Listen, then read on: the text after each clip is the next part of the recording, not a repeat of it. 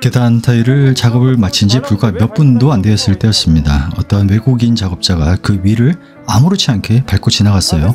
나는 반사적으로 소리를 질렀습니다. 야 임마, 지금 한 걸 왜 밟아? 그 순간 공기가 얼어붙었어요.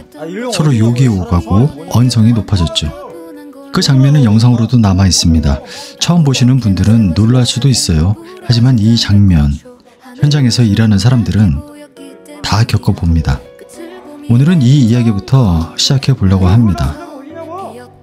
네, 안녕하세요. 13B입니다. 저는 타일을 깔고 계단을 만드는 사람입니다. 사람들이 안전하게 오르고 내릴 수 있는 그런 길을 만드는 일을 하죠. 하지만 요즘은 그 길 위에서 자꾸 제가 밀려나는 기분이 듭니다. 여러분, 솔직히 말씀드릴게요. 우리가 외국인 작업자와 마주하며 느끼는 이 두려움, 이건 단순한 편견이 아닙니다. 그건 잃을 게 있는 사람과 없는 사람 사이에서 느껴지는 어떤 본능적인 불안이에요. 제가 여기서 일하다가 문제가 생기면 법의 책임도 져야 하고 다시는 못 나올 수도 있어요. 하지만 그 사람들은 그냥 도망가면 됩니다. 실제로 현장에서 충돌이 있어도 외국인은 그 자리에서 사라지고 끝이에요. 그리고 피해는 늘 우리 같은 사람들의 몫이 되죠. 같은 사고가 일어나도 자국민이 더 불리한 처벌을 받습니다. 보호는커녕 오히려 죄책감과 손해만 남는 경우가 많아요. 그러니 이 불안은 단순한 감정이 아니라 구조에 대한 본능적인 반응인 거예요. 하지만 이건 시작일 뿐입니다. 제가 태국에서 본 것을 말씀드릴게요. 며칠 쉬면서 태국 파타야 워킹 스트리트에 간 적이 있어요. 유흥가이기도 하지만 세계 각국의 사람들이 몰리는 거리죠. 그곳에서 저는 이상한 걸 느꼈습니다. 생각보다 중국인들은 조용했어요. 가족 단위도 많았고 크게 튀지도 않았습니다. 하지만 중동계, 인도계 사람들의 행동은 확연히 달랐어요. 무례했고 시끄러웠고 주변을 위협하는 느낌이 상당히 강했습니다. 그때 등골이 서늘해졌어요. 우리가 만약 지금 중국인을 비난하는데 익숙해져 있지만 만약에 그 자리를 더 거친 집단이 채운다면 우리는 지금보다 훨씬 더 큰 혼란을 겪게 될 수도 있겠구나. 늑대를 쫓아냈더니 호랑이가 온다. 그런 말, 제가 그곳에서 느낀 감정은 바로 그 말에 가까웠어요. 또 하나 기억에 남는 건 태국의 한 레스토랑 화장실에서 타일 2장이 떨어진 걸 수리하던 한 부부였어요.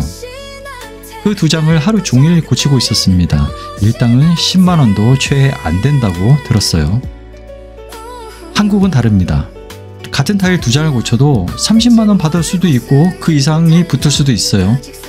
그 이유는 단순히 단가가 높아서가 아니라 우리가 수십 년 동안 쌓아올린 경험, 희생, 땀의 가치가 이 단가 속에, 이 한국이라는 국가 속에 녹아있기 때문입니다.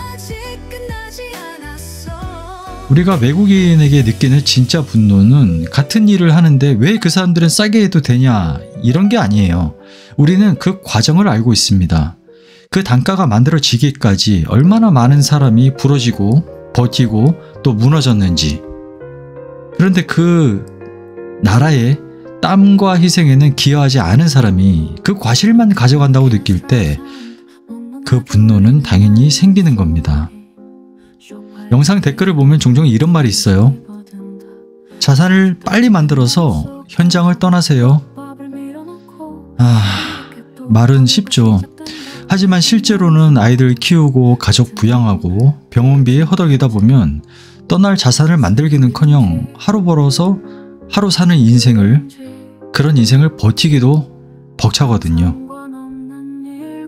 운동선수가 유튜브에서 야, 돈 없냐? 벌면 되지.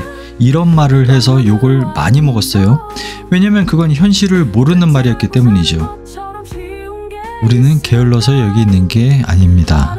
여기밖에 없어서 있는 거예요. 저는 지금도 현장에서 5명의 동료들과 함께 일을 해요. 그리고 그들은 이 영상을 보고 있습니다.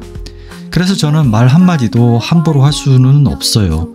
떠나라, 유튜브 해라, 이런 말은 우리 같은 사람에겐 그저 허무한 말일 수 있거든요. 그래서 제가 하고 싶은 말은 현실적인 거예요. 일감이 안 좋은 현장도 꾸역꾸역 어떻게든 일해야 하죠. 한동안은 일이 없어서 쉬어야 할 때도 있고요. 하지만 우리 같은 현장직의 장점이 하나 있어요. 내가 쉬려고 마음먹으면 토요일, 일요일은 내가 쉴 수도 있다는 거예요. 그 시간을 써서 뭔가를 할 수 있다는 말이죠. 야, 이렇게 힘든데 당연히 무너지게 돼 있어요. 억지로라도 버텨야 할 때가 있고 정신이 자꾸 흔들리게 되어 있거든요. 그래서 멘탈을 붙들고 있는 게 버티는 거예요. 그리고 일 끝나고 힘들다고 하더라도 자기 몸을 어떻게든 잘 케어를 해야 해요. 왜냐하면 육체가 정신을 지배할 때가 더 많거든요. 정신이 육체를 지배하는 게 아니라요. 그리고 한 가지라도 정해놓고 꾸준히 하세요. 뭐든 상관없어요. 영어든 운동이든 기술이든 중요한 건 꾸준히 하라는 거예요. 왜냐하면 기회라는 건 멀리서 오는 게 아니거든요. 평소 준비된 놈 옆에서 쓱 하고 지나가는 거거든요. 다음 영상에서는 제가 실제로 하고 있는 주말시간 활용법에 대해서 이야기를 해보겠습니다. 구독과 좋아요 부탁드리고요. 제가 하는 말에 어떤 같은 생각이 들거나 같은 느낌이 드시는 분이 있으면 댓글도 많이 남겨주시면 감사하겠습니다. 그럼 오늘은 이걸로 마치겠습니다. 뭔가를 향해 가는 행위는 그것만으로 아름다워. 끝을 알고 사는 것처럼 쉬운 게 있을까? 아름다울지 추악할지 모르지만 어딘가를 향해 간다.